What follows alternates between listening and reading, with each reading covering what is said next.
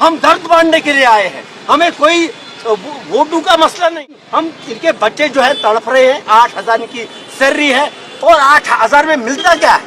जब उमर साहब अपनी तनख्वाह के लिए या हमारे विधायक अपनी तनख्वाह के लिए 1.5 से 3 लाख कर रहे हैं, हम तो इनको बोलते हैं कि इनको 20-25 हजार दो, इनके बच्चे अब इज्जत से रोटी खाएं। सरकार को टस से मस नहीं है।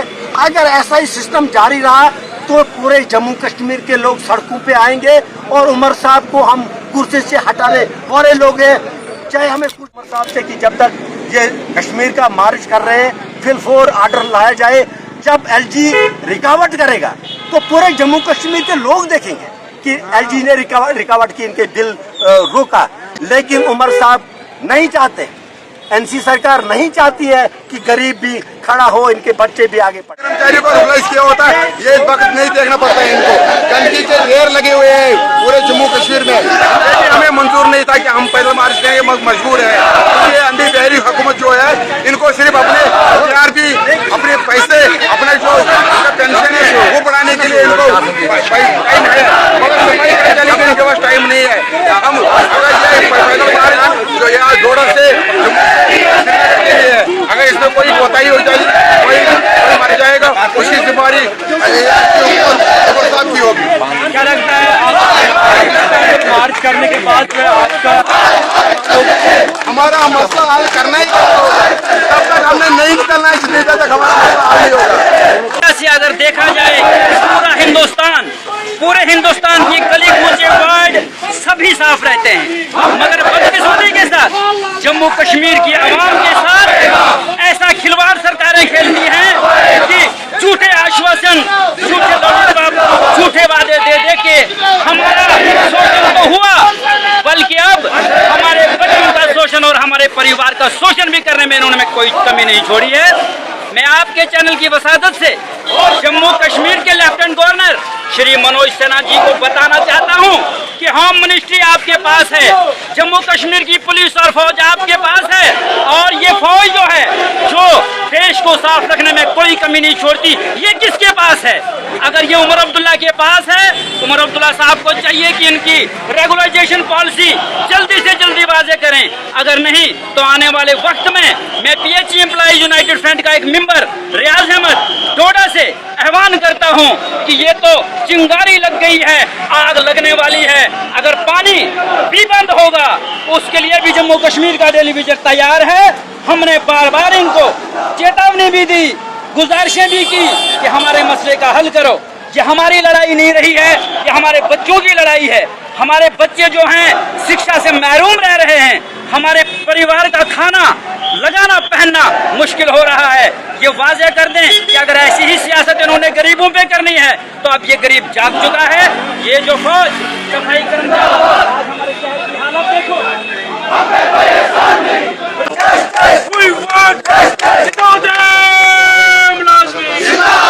रोटी कपड़ा दे न सके जो, रोटी कपड़ा दे न सके जो, रोटी कपड़ा दे न सके जो,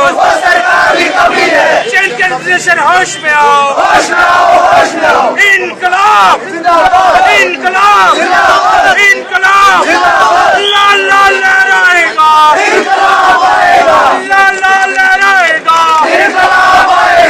We want justice. We want justice. We want justice. We want justice. We want justice. We want justice. We want justice. We want justice. We want सफाई कर्मचारी है से जितने भी लोग उनके पॉलिसी फ्रेम करेंगे। जब सरकार मिली और सरकार के बनने के बाद आज 9 महीने हुए, कुछ नहीं हुआ, सिर्फ कमेटी बनी है।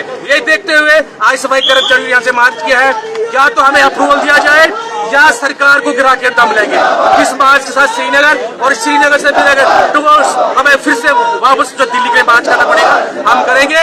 लेकिन जम्मू कश्मीर की सरकार जो कहती है हमारे पास पावर नहीं है, आपके पास गाड़ियों की पावर है, आपके पास अपने एमएलए की सैलरी बढ़ाने की पावर्स है, आपके पास सीडीआर को डबल करने की पावर्स है, आपके पास फॉर्चुनर्स की पावर्स है, लेकिन आज इन लोगों के लिए आपके पास पावर नहीं है, इनके लिए पैसा आपके पास नहीं है।